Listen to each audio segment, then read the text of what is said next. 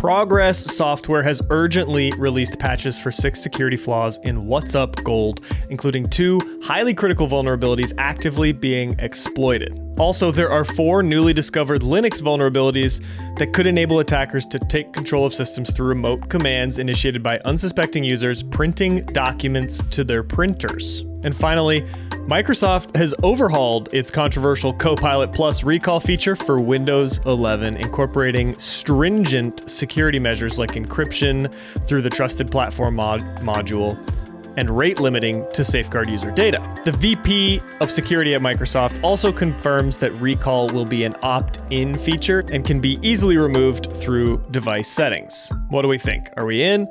Let's talk about it a little more as you continue listening to the Daily Decrypt. Progress Software has released updates to address 6 security flaws in WhatsUp Gold, a network monitoring software, to address at least 2 critical vulnerabilities. These issues have been resolved in version 24.0.1, which was released on September 20th of this year, so it's very important to go update as soon as possible, because the threat actors are developing and exploiting proof-of-concept exploits for other recent WhatsUp Gold vulnerabilities. And some of these exploits can disrupt the software's functionality, leading to unauthorized access, data loss, and system compromise. So if you are an administrator or user of WhatsUp Gold, make sure you go update. Simple as that. And while you're updating, there have been 4 recent CVEs in the common Unix printing system, or CUPS, that have raised fears of exploits targeting printer users. These vulnerabilities were initially scored at a high severity of 9.9 because they could enable remote command execution when chained and triggered by a print job. And when these vulnerabilities are, quote, chained, an attacker could exploit multiple CVEs in sequence, each amplifying the impact of the previous one. So despite early leaks of this research, security experts have somewhat scaled back their fears, but caution that these vulnerabilities still pose a significant risk. And they've only scaled back because, these vulnerabilities are pretty severe, but they're not present in many environments. Like, not too many people have printers hooked up to Linux machines. So this drastically reduces the immediate risk. But if you are operating in a Linux environment or a Unix environment with printers that could be vulnerable to this vulnerability, make sure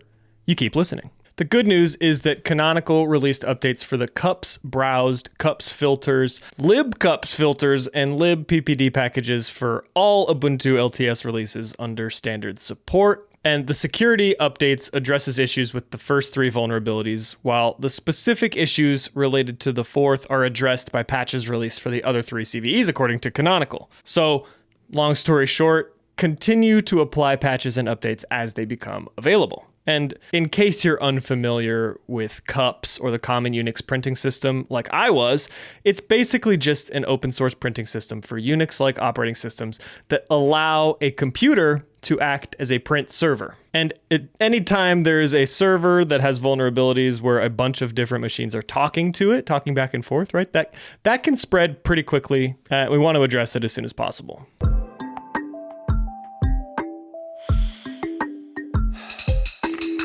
And finally, Microsoft has revised its Copilot Recall feature for Windows 11 on AI machines. This feature was pretty controversial at first announcement because it consistently and constantly takes screenshots of whatever you're doing on your computer so that, you can reference it again, right? And then it feeds those screenshots into artificial intelligence so that you can search through some of the things you've done on your computer. I get it, would be helpful. I have a terrible memory, especially as I'm going through encoding or running commands on the command line.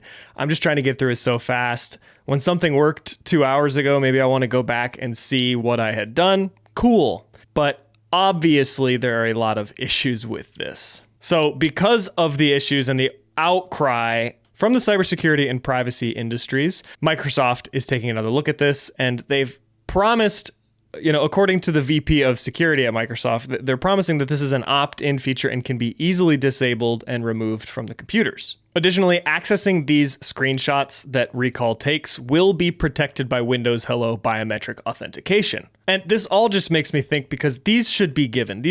should have been in place from the start. Did they release the announcement of this so that our initial outcry would be so loud, and then when they did anything about it, we would start to feel okay, you know? Because if they released it in this current state, I think we would be pretty upset, and then they'd have to do more to secure it. So maybe this was their plan all along. Maybe they wanted to release a crazy idea, get that outcry from the start so that they could get to their desired end state from the start so that everyone would be more okay with it. I'm not entirely sure. Either way, love-hate relationship with this, but when we're concerned about privacy, we have to sacrifice a bit of that convenience. And especially in today's day and age, as privacy concerns continue to grow, we need to be more and more concerned about privacy. Like this, even if it's convenient, we shouldn't have screenshots of everything we're doing on our computer.